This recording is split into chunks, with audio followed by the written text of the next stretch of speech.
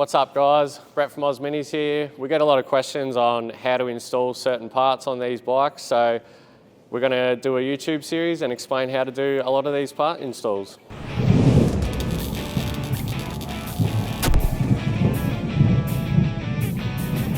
So in today's video, we're going to be showing you how to install one of our Ozminis suspension kits. So in our suspension kits, you can choose between a 250lb, 300lb or 350lb.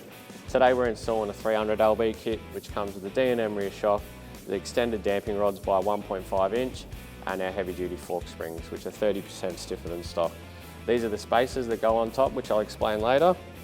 The tools we'll be needing, 14 and a 19 just to remove the wheel, an 8mm, a 10mm, a 12mm, an Allen key, and a flat blade screwdriver, and not 100% necessary, but a fork oil level tool, which I will go right into depth with you to make it nice and easy for you. So our first step is to remove our front wheel, then we'll take the fork tubes out, and then from there it's just all fork work, and then you just reassemble it.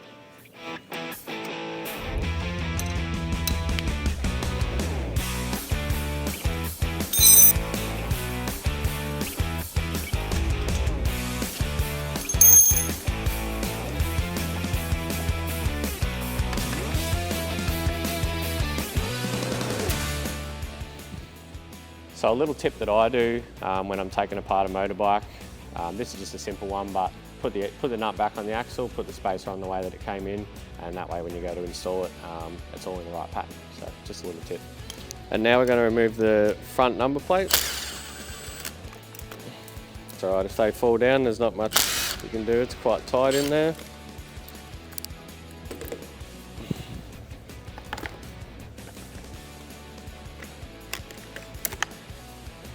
So if you're like me, and possibly missing a couple of fingers, you might sometimes need this tool to grab your special little bolts out.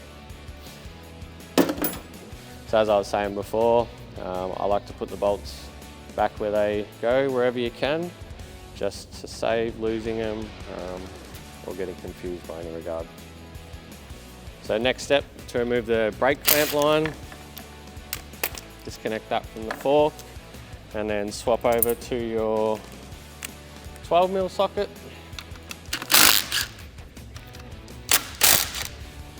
And just like that. One fork removed.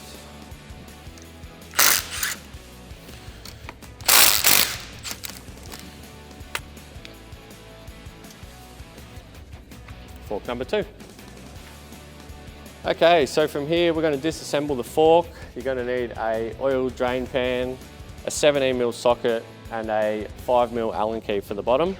I've done enough of these now to know that you have to start by cracking the top 17mm. And you just leave that sitting there. Switch drill bits. This is a lot handier with an impact driver. And we crack the bottom of that just so both of them are loose. Then we come back to our 17mm. We undo that. Stick that there. Get our oil drain pan. Spacer comes out first. Then a little washer. Then our fork spring. And we drain as much of the oil as we can. So the next step is to separate the fork tube with the fork leg. So we undo this bottom bolt. You'll see your dampening rod come out. We keep that. And we separate these two. Keep that nut there. We have a little spacer on the bottom. And that's a disassembled fork tube. Okay, so the only thing we need to swap over is we swap the spring, and then this clip has a little slit in it. So just pop that off, and that interchanges straight over to the new extended damping rod. I thought I'd show you guys how to change a fork seal. You literally just grab that clip, pry it out, and then get a screwdriver and work your way out, and that's how you change the fork seals. Killing two birds with one stone, we can explain that. Super simple, so use this video if you need to change the fork seals as well. So it's good practice to give everything a bit of a clean before we reinstall it, to make sure there's no grit or grime. Have you seen Brett? Nice and clean, yeah. Nice and clean, the way we like it. Oh, that's going to slip in just fine. Suspension's a pretty smooth, flowing, important part of your bike. So we start by dropping the damping rod with the spring, with the clip, back down here. Going to get a bit of oil come through, which is fine. Give that another clean. From that point, we put our cone on, and then we slide our fork tube back over. Try to keep this flat, so then we can grab our bottom screw and screw this directly into the bottom of the damping rod. Now, if all's gone well here, I should be able to nip it up and hear that noise. And that's our fork reassembled. Okay, so from here, chuck your fork in a vise with soft jaws if you've got it. It's not 100% necessary, but it makes your life a whole lot easier if you've got one. So here we have 175 ml of 15 weight fork oil, but for the 1.5 inch kit from Ozminis, 175 ml is perfect.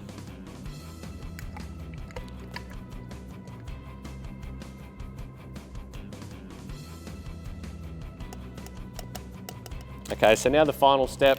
I use the impact driver for a lot of things, but putting this fork cap back on in particular, we use a ratchet just so we don't cross thread or anything. The vise comes very in handy here. If you've got a mate that can give you a hand, that can help, but the vise is definitely the winner in this case. So we press down, compress the spring, and there we go. Just twist it on there, and then we'll just finish it off. So from here, it's just as simple as chucking the forks back in the bike. The only thing you need to know is the groove on the left-hand side fork tube, which is the seat for the drum. Other than that, it's just as simple as slotting them in and torquing them up.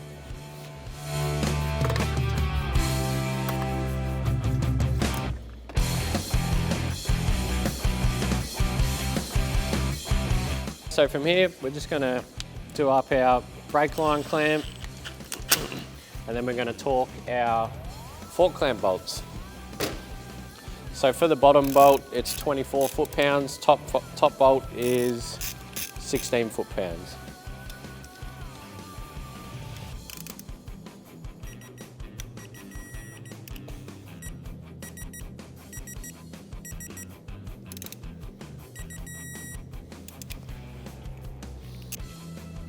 So when putting the front wheel on, it's pretty simple. We just slip the brake drum in first, slip it into that groove, make sure our spacer is in on this side.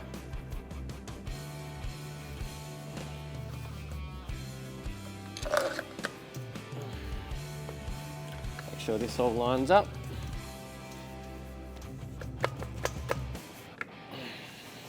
Of course it's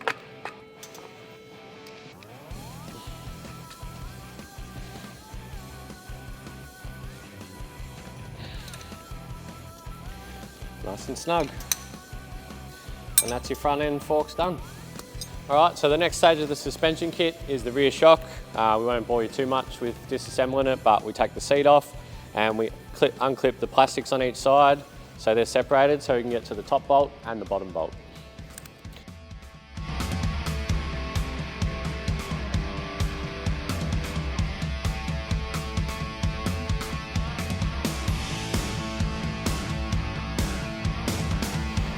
So you don't have to, but I find it easy to just pull the whole plastic off. Once you've taken these side bolts out, it just sits in with the little plastic clip there, so I just take the whole lot off just to make it a bit easier. You need a 14mm and a 17mm, so we're going to crack the nut. You can just get a screwdriver to press that through. Now, just the bottom one. Get your 14mm on there. And that one should just come out nice and easy. And now we pull the shock out, push the wheel down, should slide out nice and easy from the back.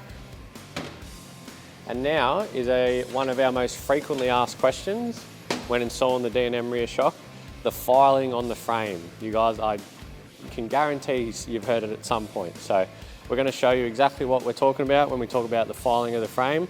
And we actually don't file it here at Ozminis, we do it a different way. So I'm about to show you.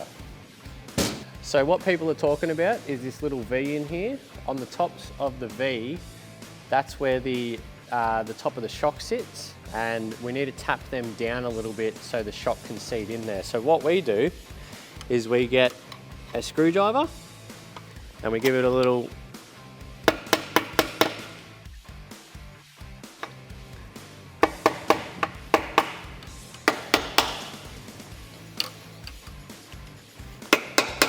Now the reason we hit it down with a screwdriver or a chisel is so that we don't break the paint. So when you file it down, it opens it up for rust, for water when it goes in there. So we try to minimise as much rust as possible on the frame by just tapping those down. That's all that's necessary for this. So when installing our 300 lb shock, or any size for that matter, we make sure that this is facing upwards. So we come in from the back,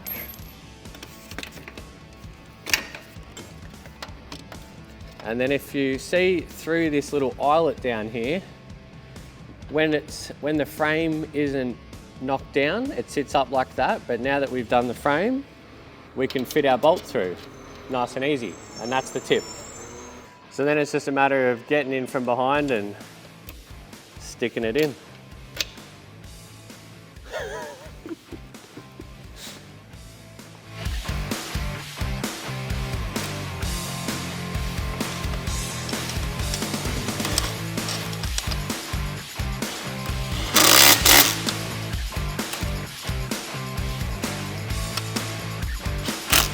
So the final tip on installing the rear shock, our D&M rear shocks come with a rebound adjustment. So faster rebound, slower rebound. We recommend setting it straight in the middle. Most of these have about 22 to 23 clicks.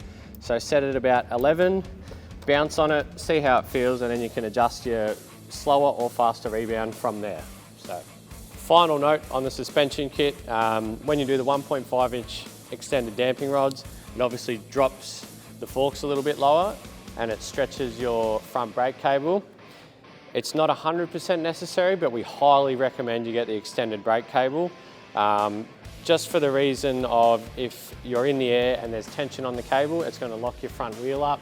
So definitely recommend extending the front brake cable with the 1.5, and you 100% have to do it with our 2-inch extended damping rods. So. And that is how you install a suspension kit on a CRF110. The link to all our parts and the suspension kits will be in the bottom of the video. So if you can, give it a like, give us a subscribe, because we're going to be posting a whole lot more videos like this. So cheers.